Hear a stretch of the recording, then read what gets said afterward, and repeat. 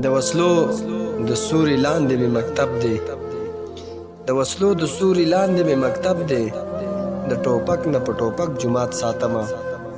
خدای بخلې کفایت شاه باچا د پښتو او د پښتونخوا یو ژوندی غږ چې نن د دنیا نه سترګې پټې کړې.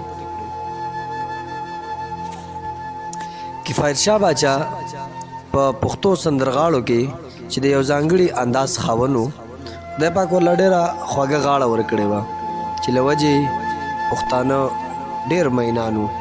دا پښتونپال، اسلام پال، امن پسند او په وطن مین نن ډېر په بېدردۍ سره قتل کړی شو او پښتانه د یو ډېر ښکلي غږ نه محرومه شو.